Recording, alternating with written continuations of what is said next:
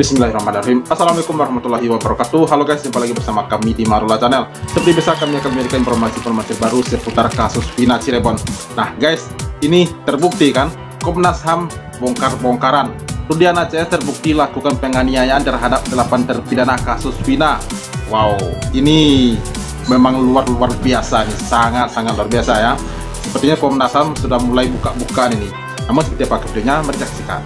Let's go. Saya itu sebetulnya menganggap 3 temuan atau 3 simpulan Komnas HAM itu sebagai angin segar. Tapi boleh tidak saya mengeluarkan sedikit kecemasan saya lewat pertanyaan? Boleh saja. Kalau dikatakan sudah terjadi penyiksaan, yang menyiksa itu siapa? Yang melakukan penyiksaan itu siapa? Kepolisian. Maksud saya di tingkat Polres kah, di tingkat Polda kah, atau lintas? Lintas. Tidak hanya Polri? Ya, di Polres. Pokoknya di jajaran? Ya, dan Polda. Ada tidak keterlibatan personil dari organisasi selain Polri yang melakukan penyiksaan itu? Sejauh yang kami lakukan penyelidikan ya instansinya Polri. Hanya Polri? Iya. Baik di tingkat Polres maupun di tingkat Polda? Iya. Mbak Anies dan tim temui manusia-manusianya itu, personil-personilnya itu ditemui? Pelakunya maksudnya? Ya, pelaku penyiksaan itu? Kami bertemu dengan korban. Tidak dengan pelaku? Tidak. Beberapa pelaku ya? Ya, pelaku ngaku tidak bahwa mereka melakukan penyiksaan? Ya tentu tidak dong. Kalau begitu, apa dasarnya bagi saya untuk percaya bahwa perkataan atau keterangan disampaikan oleh para korban itu adalah benar adanya? Saya mau tanya, dalam banyak sekali kasus atau perkara, mana ada pelaku yang mengaku saya melakukan tindak pidana, saya melakukan perbuatan apa saja, itu kan hampir tidak pernah ada orang yang melakukan. Tetapi bagi kami, satu, apa yang disampaikan oleh korban, gitu ya, saksi korban, itu sangat cukup sebagai bukti dan sinkron satu sama lain. Sinkron satu dengan yang lain, gitu. Apalagi juga diperkuat dengan keterangan dari ahli forensik, gitu. Jadi termasuk ahli digital forensik, gitu. Bagi kami itu sangat cukup untuk dijadikan satu bukti, dan kami mengatakan terjadinya penyiksaan. Jadi untuk Komnas HAM menemui Ibtu Rudiana seperti Mbak Anies tadi bilang, itu latar belakangnya apa? Menduga Rudiana pelakunya atau bagaimana? Pelaku penyiksaan itu? Kami tidak menyebut pelaku ABCD gitu ya melakukan penyiksaan, tetapi kami mengatakan bahwa beberapa pihak bagian dari institusi Polri di Polresta Cirebon dan Polda Jawa Barat itu terduga menjadi pelaku dalam kasus penyiksaan terhadap 8 terpidana. Itu penyiksaan terminologi yang torture ya? Torture konvensi anti penyiksaan yang dilakukan oleh negara, bahkan tidak boleh dilakukan dalam kondisi ancaman keamanan nasional, oleh otoritas penegakan hukum, apalagi oleh otoritas penegakan hukum. Saya sebut tuh Mbak, waktu hadir di persidangan, serius, waktu persidangan PK yang Sakatatal dan persidangan 8 terpidana itu saya sebut, saya ingatkan semua tentang adanya konvensi anti penyiksaan itu. Kita sudah ratifikasi dari tahun 98. Jadi sudah 26 tahun, tetapi memang konvensi ini yang sudah menjadi legislasi hukum nasional tidak familiar ya di kalangan aparat. Bagaimana yang sekarang Komnas HAM sekarang mengevaluasi itu, melihat itu atau membaca itu? Karena itu kan 2016 itu Komnas HAM hanya mengirim surat kepada Polda Jawa Barat, dan kemudian surat itu tidak ada balasan apa-apa dari Polda Jawa Barat. Itu saja. Iya. Tuh, bayangkan tahun 2016 level Polda pun tidak mau merespon surat dari lembaga negara selevel Komnas HAM. Iya. Ini tingkat Polda saja berani melakukan hal itu. Iya. gimana rasanya? Padahal mereka kan penegak hukum katanya. Itu soal marwah institusi. Katanya begitu. Nanti kalau misalnya nggak ngefek, tidak efektif, ujung-ujungnya keluar kalimat apa? Bubarin aja tuh Komnas HAM. Ujung-ujungnya begitu. Itu banyak dokumen-dokumen. Iya. Ya. Apa ya yang bisa memperkuat daya gedor atau daya paksa Komnas HAM ini agar kemudian rekomendasi-rekomendasi ini bisa ditindaklanjuti? Ke level internasional tidak bisa. Sebenarnya kami juga Komnas HAM itu terakreditasi secara internasional karena kami itu kan nasional human rights institution ya. Jadi akreditasinya di UN ya, ada GANRI Global Alliance on National Human Rights Institution. Jadi akreditasi kami A gitu ya, karena kami selain menjalankan undang-undang hak asasi manusia, kami punya namanya Paris Principle soal independensi, imparsialitas, memberikan masukan kepada negara. Penolakan itu datang dari pihak-pihak yang mau diperiksa atau dari lembaganya? Penolakan sih tidak ada ya. Tapi ngulur waktu. Iya. Penundaan demi penundaan itu bukan karena ada pengondisian dari lembaga. Ya, kami tidak patut menduga-duga. Oke. Bro, jadi Komnas HAM berdasarkan Undang-Undang Nomor 39 Tahun 99 tentang Hak Asasi Manusia menyimpulkan ada 3 jenis pelanggaran Pak dalam kasus tewasnya Vina dan Eki ini.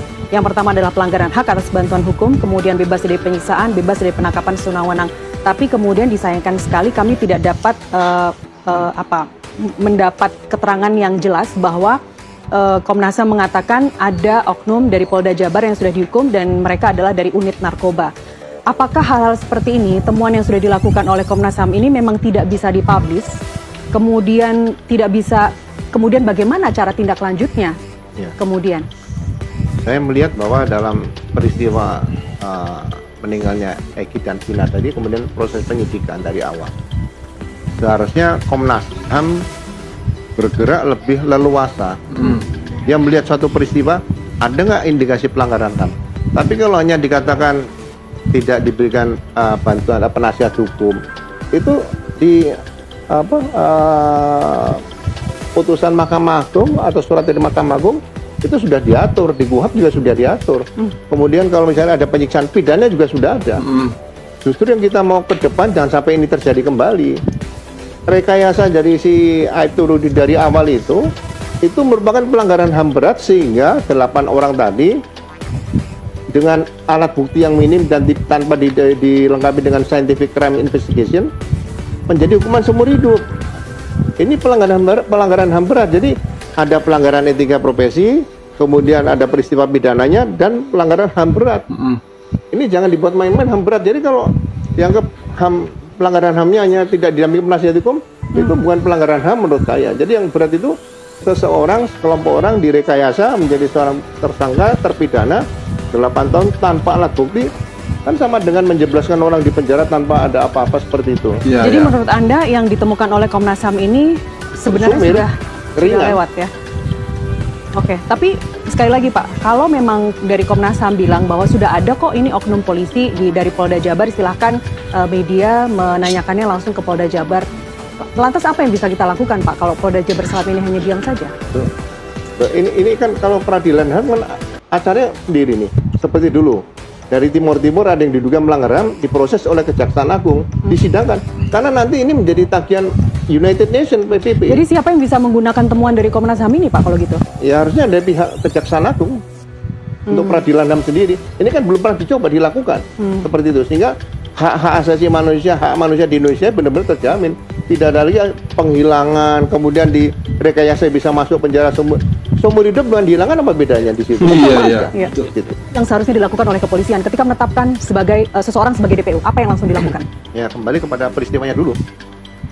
Kalau menurut ceritanya si Aibtu Rudiana ini kan dia melihat, mendengar, dan mengalami sendiri seperti itu.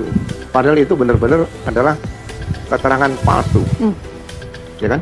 Nah, yang kedua, kalau dia merasa mengetahui, mengalami dan mendengar sendiri, ya kan? Dia pangkat Aibtu, bisa menangkap beberapa orang, 8 tadi, 3 yang masih DPO, kemudian melalui proses sampai ke Polda. Bayangin seorang Aibtu ke Polda itu berapa? Ibda, Ibtu, AKP, Kompol, AKBP, Kombes. 6 pangkat bisa dilewati seorang Aibtu, ini kan luar biasa. Tapi itu atas seizin Kasat Serse? Seizin, tapi seizin itu kan harus seizin diambil alih. Kalau seorang Kasat Serse mengizinkan, dia tidak mengambil alih dan diserahkan Aibtu, menurut saya itu juga salah fatal. Kalau seorang Kasat Serse sudah tahu dan ini peristiwa ada 2 orang yang meninggal, harusnya ditangani oleh Kasat Serse di situ. Jadi menurut saya penentuan DPO tadi, karena tadi dijelaskan sama Bang Asmi tadi terlalu pagi, DPO ini tidak semudah seperti membuat daftar pesanan kalau mau pesan makanan, bukan. Harus dibuktikan dengan peristiwanya apa, alat buktinya apa, kemudian perannya bagaimana nih. Nah kalau misalnya dia peran utama, sekarang 8 yang ada ya udah misalnya ditahan dulu nih, dalami dulu, yang 3 ini dicari, bukan dibikin DPO. Kalau dibikin DPO itu nanti kira-kira oke lah, berkas kalau mau masuk ke jaksa kan ada pengiriman berkas pertama, kemudian kembali lagi bolak-balik, itu terakhir DPO nggak ada masalah. Tapi kalau kita mengikuti skenario ini, Pak Ugro, DPO itu kan tujuannya supaya masyarakat juga turut membantu melaporkan ketika orang atau fotonya yang ada di DPO itu mereka jumpai di satu tempat, misalnya seperti itu kira-kira. Dan itu untuk membantu polisi dalam pencarian, namanya juga daftar pencarian orang. Tapi apakah cukup dengan selembaran seperti itu? Ya, kan ada manajemen penyidikan berdasarkan peraturan Kapolri. Saya mikir begini, DPO seorang tersangka tuh alat bukti cukup nggak di situ? Kalau setiap status tersangka dipanggil 2 kali tidak bisa DPO, berapa DPO? Nah ini yang kadang-kadang terlalu mudah membuat DPO seperti itu. Jadi DPO itu menurut saya nih pengalaman, sebaiknya kalau sudah diserahkan P21 lengkap, baru dibuatkan DPO. Ini belum tertangkap sampai sekarang, sampai diserahkan itu. Kan ada penyerahan tahap 2 itu, dari penyidik ke kejaksaan. Sampaikan bahwa yang 3 tidak bisa ditangkap, itu DPO, itu nggak ada masalah. Tapi kalau di awal sudah DPO, buat apa ditulis dari awal sudah DPO? Iya. Terlalu pagi, terlalu... Oke, saya menanggapi yang disampaikan pembawa acaranya ini ya. Sedangkan Poldanya aja itu tidak menanggapi Komnas HAM begitu, apalagi kita begitu ya, sebatas Komnas HAM yang sama-sama lembaga negara begitu ya, tidak ditanggapi oleh Polda Jabar semasa itu, apalagi kita, apalagi mereka yang rakyat kecil begitu ya, mereka yang miskin begitu ya. Nah itulah guys kebobrokan penegak hukum yang terjadi terhadap 8 terpidana saat ini. Nah kita berharap semoga hukum di Indonesia ini membaiklah hendaknya setelah pemerintahan terbaru ini, Prabowo Subianto. Nah dan kita juga berharap semoga 8 terpidana ini juga bebas murni begitu. Oke guys, terima kasih banyak yang telah menonton. Sampai jumpa lagi di video berikutnya. Thank you. Thanks for watching.